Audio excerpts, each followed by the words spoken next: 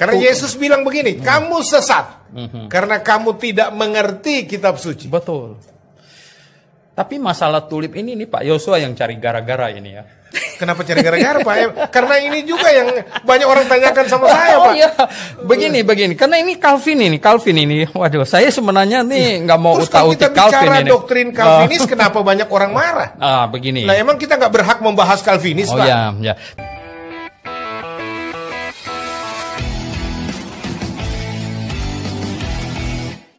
Terakhir Pak Sentri. Itu jadi kalau saya bilang mereka berpatokan pada pikirannya Calvin, sebenarnya ini filsafat ya. Filsafat. Oh, jadi teologi Calvin itu filsafat. Filsafat, ya. Nah, akhirnya Alkitab ya dipaksa untuk mengikuti alur filsafat itu. Nah, itu eksegese dong. Ya. Dalam hukum penafsiran Alkitab kan, bukan eksegese lagi. Betul. Banyak orang menuduh John Calvin itu filsafat saja. Itu pikirannya. Belum belajar John Calvin sudah menuduh. Itu satu sikap yang tidak bertanggung jawab. Ya, belum mempelajari tentang John Calvin, tulisan-tulisannya, komentari-komentarinya. Langsung berpendapat John Calvin adalah teolog yang banyak berfilsafat saja. Itu pikiran John Calvin itu, bukan Alkitab. Tuduhan-tuduhan yang tidak bertanggung jawab. Dan ini adalah pribadi yang buruk. Ya, pribadi yang buruk. Kenapa? Belum sungguh-sungguh mempelajari sebanyak mungkin, sepenuhnya mengenai pemikiran John Calvin dan hidup John Calvin, sudah berkomentar. Dan komentarnya miring dan tidak kena sasaran. Ini keliru. Ya, ini perbuatan orang yang berperilaku buruk. Tidak berpendidikan, tidak bisa bertanggung jawab. Nah, kalau dia sudah belajar banyak, lalu dia boleh mengatakan demikian, tetapi berdasarkan rujukan dari mana? Dari mana? Mari kita perhatikan. Wendell mengutip Gomez berkenaan dengan bukti-bukti mengenai Calvin begitu ketat sekali terhadap Alkitab. Dan dia menganggap Alkitab sebagai sumber dan dasar dari seluruh pengajarannya. Dan juga pentingnya karya-karya eksegesis.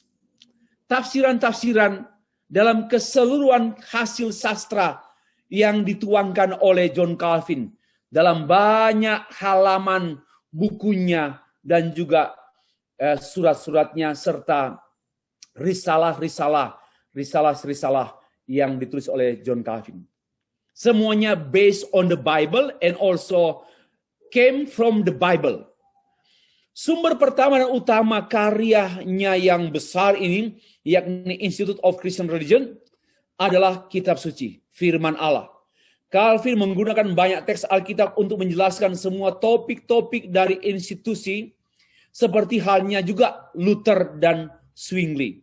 Jadi dia Alkitab sumber utama dan sumber pertama. Karena itu, teologi John Calvin sering disebut teologi Alkitab. Ya. Karena itu teologi John Calvin sering disebut teologi Alkitab atau biblical theology. Walaupun dia membahas tentang sistematik, tetapi sebenarnya sangat kaya dengan teks-teks Alkitab yang tidak hanya mensupport, tetapi menjadi sumber pemikiran John Calvin. Yang kedua, sumber yang kedua teologi John Calvin adalah teologi Bapak Gereja. Sumber yang kedua. Calvin banyak membaca dengan penuh perhatian terhadap karya-karya besar Bapak Gereja seperti John Chrysostom, Origenes, dan juga Saint Augustine atau Agustinus. Sebagaimana yang kita bisa temukan dalam bukunya Institut, buku pertama, poin ketiga. Dia sangat mengapresiasi dan juga artinya dia terbuka. Dia orang yang memberi diri diperkaya oleh pemikiran-pemikiran yang bertanggung jawab. Tetapi ada catatan saya, Calvin tidak dipengaruhi secara negatif oleh pemikiran para bapak gereja seperti Origenes. Origenes banyak pemikiran yang sumbang. Tetapi pemikiran Origenes yang sumbang tidak nampak dan tidak terpengaruh tidak ada pengaruhnya pada John Calvin. Ya. Melainkan Calvin begitu kuat, dia beranjak pemikiran yang dari para bapak gereja yang sifatnya benar dan positif, itulah yang dia tumbuh kembangkan. Ia mendapatkan ide-ide dari bapak gereja, memeriksa berdasarkan kajian Alkitab dan merumuskan teologianya. Dan pemikiran teologianya sangat diperkaya oleh bapak-bapak gereja.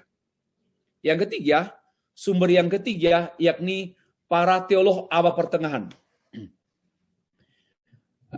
Calvin belajar banyak dari ahli-ahli filsafat, tapi ini jangan lupa, ini sumber ketiga, bukan sumber utama. Ahli-ahli filsafat dan teologi abad pertengahan.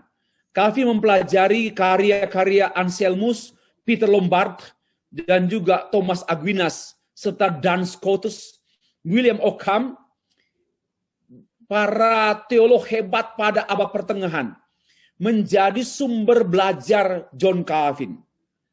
Dan inilah yang memperkaya pemikiran John Calvin dan memperkuat, apalagi dari Agustinus. Pemikiran Saint Augustine sangat kuat memperkaya teologi John Calvin. Ya, itulah mengapa demikian? Karena memang sebagaimana Luther pernah belajar humanism, demikian pula John Calvin pernah belajar humanism. Karena memang pada masa itu, abad-abad Renaissance, abad-abad 15, kemudian ke abad 16, dunia pada waktu itu orang-orang terpelajar memang harus menjadi humanis. Ya, tapi pengertian humanis pada abad 16 berbeda dengan pengertian humanism dan humanis pada abad 20. Berbeda.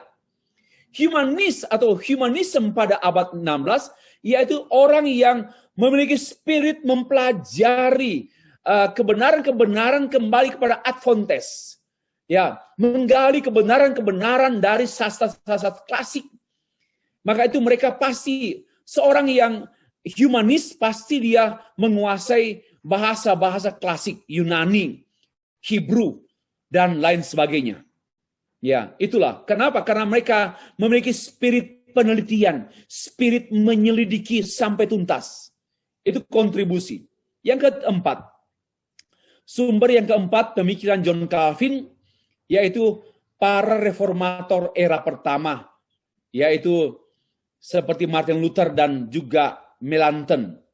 Ya, khususnya pengajaran tentang teologi anugerah dan predestinasi dalam pikiran Luther yang juga bertolak dari Agustinus dan juga kontribusi pemikiran Melanchthon tentang anugerah dan predestinasi.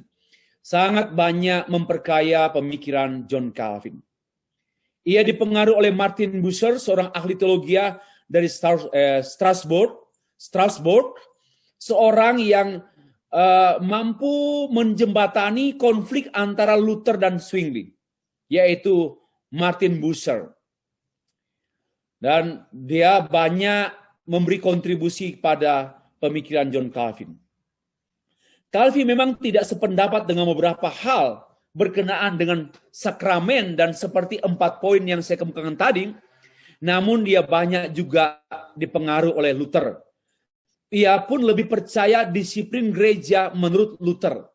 Luther sangat ketat dalam hal just disiplin. Ya, bagaimana? Dan juga Calvin banyak mengadopsi pemikiran disiplin gereja dari pemikiran Martin Luther. Jadi ada 4 sumber pemikiran John Calvin, namun yang pertama yaitu Alkitab, firman Allah, sumber utama.